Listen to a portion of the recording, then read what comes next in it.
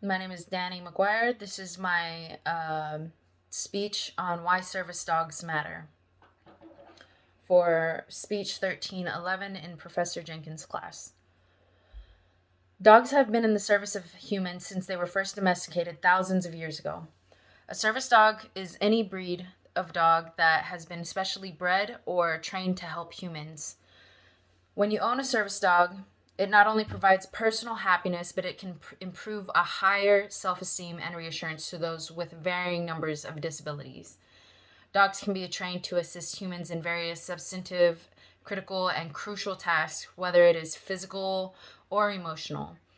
This fact is why I believe that service dogs are an invaluable asset to mankind.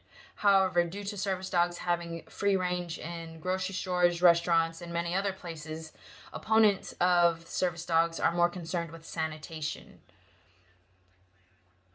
So, according to the Smithsonian Magazine, gray wolves and dogs diverged from the extinct wolf species some 15,000 to 40,000 years ago. Archaeological evidence places dogs alongside humans in ancient cave paintings all around the world, and it is estimated that the domesticated dogs of around 13,000 BC were the first service animals. They were used as hunting partners, guard dogs, and they were also used to haul heavy items. It is a known fact that all ancient cultures utilized animals for work. For example, the ancient societies of the Greeks and Romans placed great value in the use of our canine companions. At first, they used large dogs as guards for their homes, and later on, some of the ancient mastiff like breeds, known as the Molosser, would be equipped with spiked collars and armor, and were well versed in fighting in formation with their armies. It wasn't only the Greeks and Romans that found the use of dogs in war. The Egyptians, Persians, Sarmatians, Slavs, etc., all took part in the utilization of dogs in the battle, as well as other vital aspects of their lives.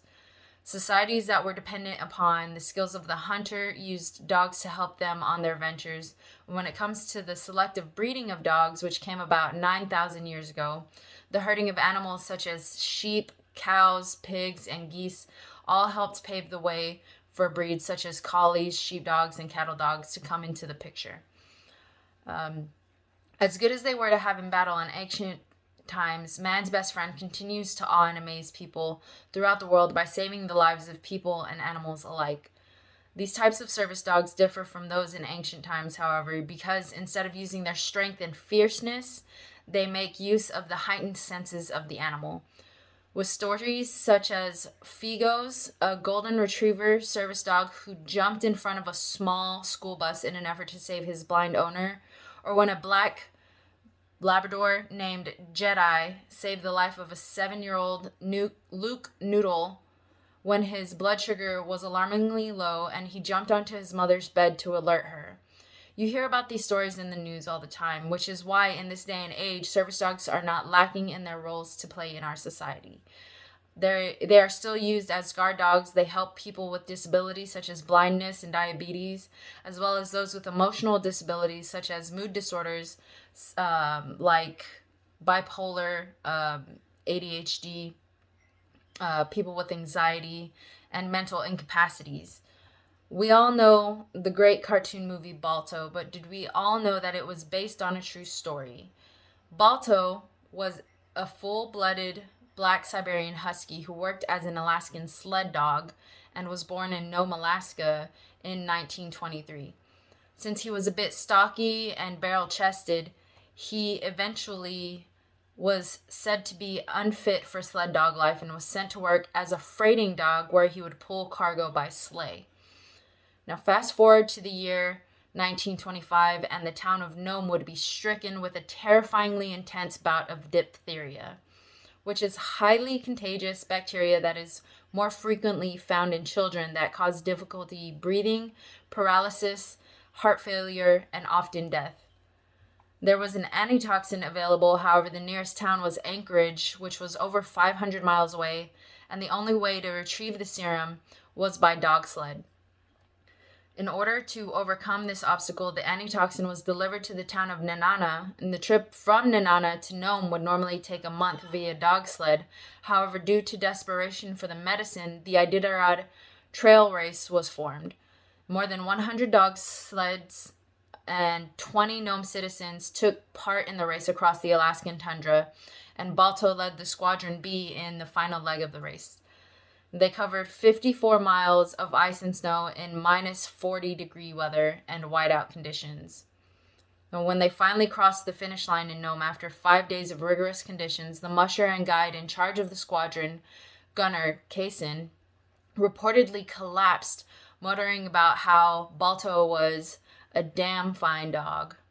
Finally, after helping to save the lives of many children, Balto, an amazing service dog, skyrocketed to fame. Now, after the fall of the Roman Empire, dogs lost their status and were left to roam and fend for themselves. That's when they became feral. They would roam through the towns in packs, terrorizing and stealing the livestock. For a time, millions of dogs were killed because people feared them to be evil. They were accused of being werewolves and were massacred during the time of plagues. However, noblemen and landowners still placed value in them with hunting and herding, and eventually European colonists migrated them to America, where they found that the indigenous people had already been using them themselves for hunting, sentry duty, and sled pulling.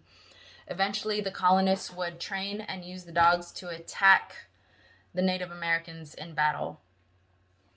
Now, contrary to popular belief, there are many who still oppose the use of service dogs. Some people believe they carry diseases and allergens and should not be allowed in public places, such as hospitals and restaurants, due to them being unsanitary. Dogs have been known to be able to detect the onset of panic attacks in humans. However, some people believe that having a dog in a hospital setting increases the risk of infections and are generally a distraction in the healthcare settings.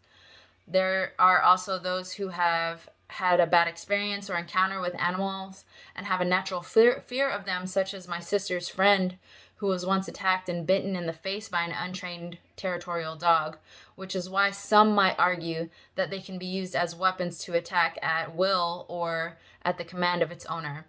There's also the fact that a lot of people simply just don't like dogs.